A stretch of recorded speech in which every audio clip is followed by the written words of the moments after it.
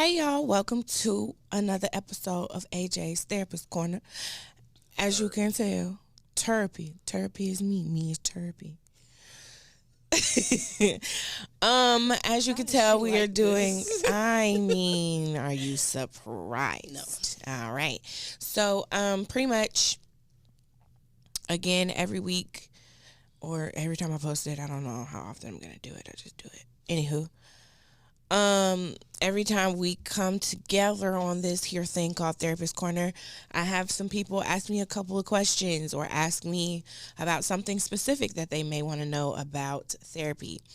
Again, this is not a supplement to therapy. You still need to go to therapy. The descriptions or the links in the description box below, they will always be there. They are for all things black, so they are for therapists for black girls and all other stuff. Yeah. So I want to welcome Patty to Therapist Corner. Hey, girl. What's up? I don't know why I did that. Okay. Hey. All right. So, also, this is not necessarily advice, but some tips. So, what is it that you think you would like to know from a therapist? So I've been foggy, so I guess like how to manage or how to rid the brain fog. And then after you get rid of or minimize the brain fog, how do you refocus from being all confused and overwhelmed? So this is like a double whammy of an answer. So you ready? Brain fog happens for multiple reasons. Lack of sleep, hormone imbalance, ADHD. I happen to have all three. So, sometimes it's best to let the fog happen. Sometimes, especially if you're not, say you're at home and you walk in the kitchen and you be like, what the fuck did I come in here for? Always. I know I came in here for something specific. I know I was saying something to someone. Sometimes you just kind of have to let it pass through. Or sometimes because you're tired, your brain is not rejuvenated or it's not processing the way it's supposed to because it's overworked. You're overthinking, you're thinking too much, you're thinking about every and anything. So if you're tired, that's an easy fix. Go to sleep. Take you a nap. Or go to bed earlier. And force yourself on a schedule. So now I'm not saying that this is going to work for everybody. So don't be like, oh, well, she said try this. No, I said what works for me. When I'm tired, I go to bed. When I feel like yesterday, I knew I was tired because I almost dipped a chip in some Sprite. Right.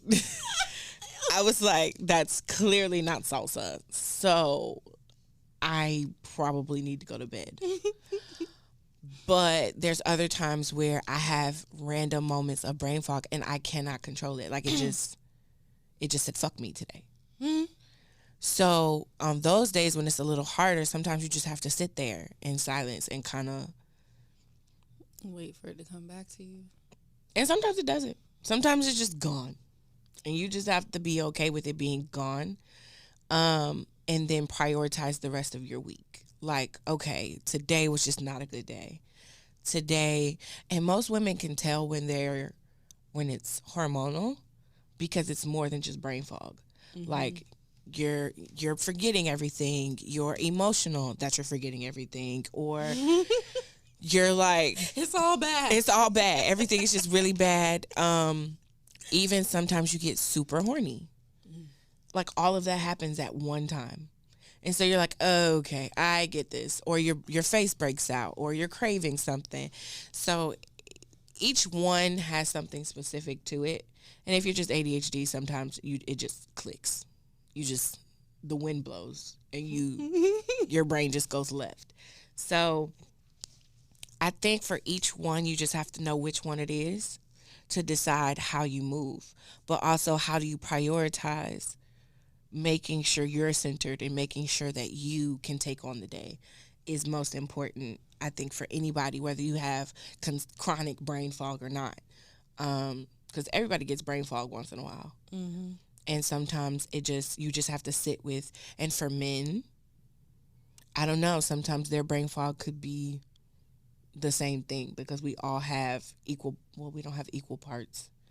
Women have more estrogen, men have more testosterone, but they still have a level of estrogen. So if something's off, it's all chaos.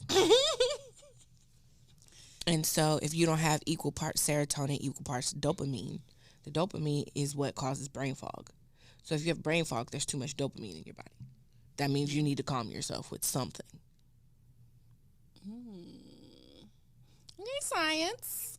Listen, I had to learn this from my doctor because why? Ariel has a lot going on, okay? So, but yeah, I think I did all of that to say, some things, yoga doesn't work for me. It's not a thing that works because my brain does not shut off. But what does work for me, keep doing it to train your brain too. You're not shutting it off, you're slowing it down. So that's the point. No, my brain does not slow down. What does work for me though is music, any type of music. So if I'm listening to music, it slows my brain down because it has something to focus on. Yoga is not something that my brain can focus on, and that's just because ADHD doesn't allow that. Because I used to take yoga. That was my PE class in college. In the first 15 minutes, the lady let me, she let me, like she always used to let us lay down at the beginning to kind of quiet ourselves. I would fall asleep.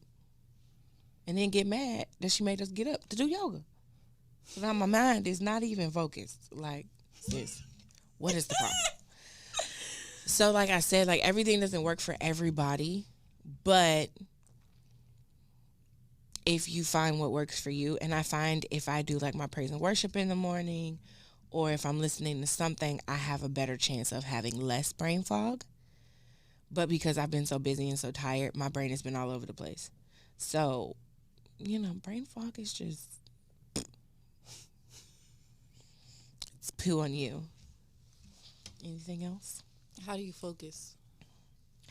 Or what helps you focus? Ooh. Like when you feel out of focus or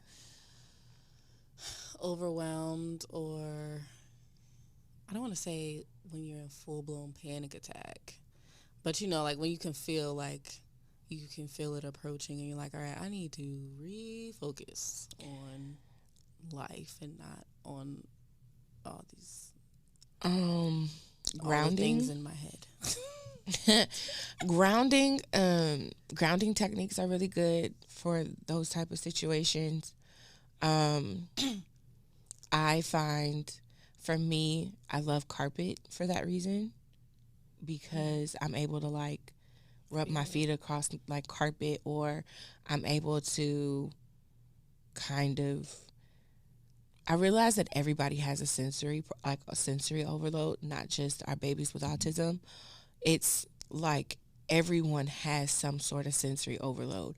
So when you start to feel overwhelmed, you tap into something that can make you be more slow down and be more present in the present. So for me, it's sometimes rubbing my feet across the carpet, going to get food. And sometimes it's going to eating food and not watching TV, like actually focusing on the food, on eating, or drinking. Like so I meditate and do yoga. So one time I was listening to a meditation on YouTube, and it was like, go make some tea and just drink the tea and like feel the, like smell the tea, taste the tea, mindfulness, feel the tea, the warmth of the tea, like and it just forces you to be like, oh wow, this is Yeah. like really a thing. But normally when you're drinking or eating, you're not even like focused on enjoying it. You're just like, And that's why, like, with mindfulness, I'm still learning a lot about it and ways for it to make sense for me. With mindfulness, it tells you to tap in with all your senses. So pretty much, um, how you focus in is being in touch with all of that, and everything that you go through is somewhere in your body. So if you're upset, when you get mad and you finally calm down, your body starts to feel sore, or somewhere in your body something's tense. yeah, So you have to get that tension out, or it sits there and it fester. So a lot of people forget, a lot of brain fog is, I have not purged or let go of the thing that was stressing me out before. So while I said, okay, that's fine, whatever, my body is still sitting with it. So a lot of times brain fog is just physical as well. So you can't focus on that because your brain is still like, hey, that's still there. So a lot of people, sometimes they don't even realize they're sitting there with their jaw clenched, their tongue is touching the roof of their mouth, there's tension right here in their shoulders, or that lower back pain. That's where everything settles. yep, that's me. My back So always hurts. it's very much important for people to remember, stretch. It's okay to stretch. Like, stretching helps you move it out of your body. And sometimes for me, how I get rid of it, I sometimes kind of go like this and like get that tension out of my back. But my favorite thing to do is like the texture across the carpet, because it kind of allows me to move it through my body. So yeah, all of that to say, there's different ways to try everything. But for me, food, for sure. A good nap. If I'm stressed out, I'm going to sleep. Period. I'm going to go to sleep. Might have a good cry. No, well, I'm gonna have a good cry. Okay. I'm gonna have a nice cry, a nasty cry. I'm going to sleep. I mean, that's fair. Some people, everybody got to cry sometimes. But all right, this has been another episode of AyJay's Therapist Corner. Thank you for coming. And until next time, bye.